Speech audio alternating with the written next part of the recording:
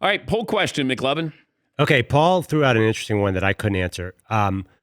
Who would you never doubt, Bill Belichick or Nick Saban, if you had to pick one of the two? I would say Nick Saban because I think he has more control over the outcome of a game in college football because there's only a couple of teams in college football who have his talent. There are a lot of teams who have a lot of talent, more talent than the New England Patriots.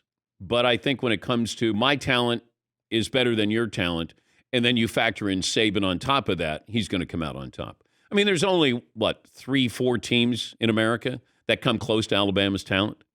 And then you factor in his expertise, I would say Nick Saban. And watching the game, I just, you're trying to figure out, do they have a really good defense, a really good offense? Can they put both together? I mean, they played a great game, perfect game there. I mean, you go from number 4, number 3 to number 1. And, this is where I get into this discussion all the time when people say, why do you say it's a TV show? Well, this is why it's a TV show. Because Alabama goes to number 1 and Georgia goes to 4. Are you trying to tell me that Cincinnati is better than Georgia? And the answer is Cincinnati is not. The reason why it's a TV show is because if you put Georgia at 4, then they go to 3. You can't have them at 4. So they're at 3. That way they don't face each other. But if they went to 4, then you would go, okay, Georgia just lost. Should they go to 4? Cincinnati's undefeated. They should go to 3. Then you have 1 versus 4 again. They don't want to have that. So you make it a TV show. It's going to be Cincinnati versus Alabama, Georgia versus Michigan. So you don't have the rematch.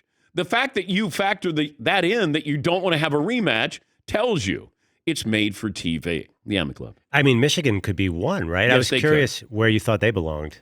Well, those are impressive back-to-back games. But I think the way Alabama won, I got to factor in history here. But Michigan did what, I didn't know that they could do. Back-to-back great games. Iowa's not a very good team. Good team, not a really good team. It's one of those, they got a good defense when they get takeaways. Other than that, I didn't like their offense. I didn't like their quarterback play. But Michigan got a great offense and defensive line, and they run the football. And I got to factor that in. And, going against Georgia is a great matchup there. Yes, Heaton. But is Alabama being number 1 as simple as Alabama beat the number 1 team in the nation, whereas Georgia beat the number 2? Michigan beat the number 2. They beat Ohio State. So, I mean, it's just kind of, if you're looking by rankings, yeah, you would put Alabama up ahead of Michigan based on that, right? But Georgia gets blown out and doesn't go down to 4. Cincinnati wins, stays undefeated. But that's where they didn't want to have 1 versus 4. Yeah, Paul. We complain about college football being predictable. This worked out pretty well. Yeah. Clemson's not there, no offense, but Ohio State's not there, and they're almost always there. There were a lot of people rooting for Notre Dame this weekend. Weirdly. And Notre Dame wasn't playing. They wanted Notre Dame in just to basically say, stick it to Brian Kelly. You're going to leave a Final Four team. But I do think if Oklahoma State had won, Oklahoma State might have jumped Cincinnati. I think that would have been the interesting thing. Or would Notre Dame have slipped in? Yeah, McLovin. If you could only watch one of the 2 Final Four games, which one are you more curious about, Alabama, Cincinnati, or Georgia, Michigan?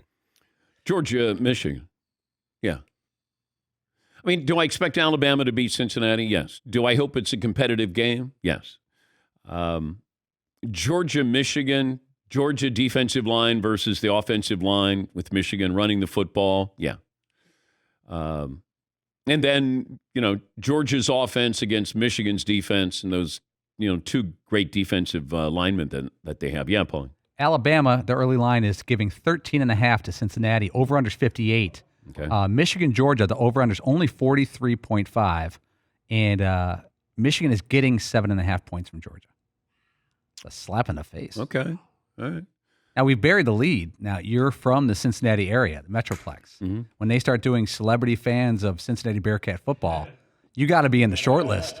The parade, the game day. But I'm not a Cincinnati Bearcat fan. No. You're supposed to pretend you are. No, I went to Dayton. We talked about this. No, I don't care. Dayton cannot play Alabama in the playoffs. They cannot. Alabama doesn't want any part of Dayton football. Exactly. Yes, let's be fair to Dayton. No, I'm glad for Cincinnati, but I'm not a Cincinnati Bearcat graduate. 5 weeks, that's all we need. No, I don't. Happy for them. Congratulations, Coach Fickle. Yes, McLean. Wasn't Dayton basketball sort of headed towards the Final Four that one year, and they lost the Final Four? Great. That could have been your time. Yeah. COVID's the only thing that could stop Dayton basketball. Couldn't stop me. Actually, I stopped me.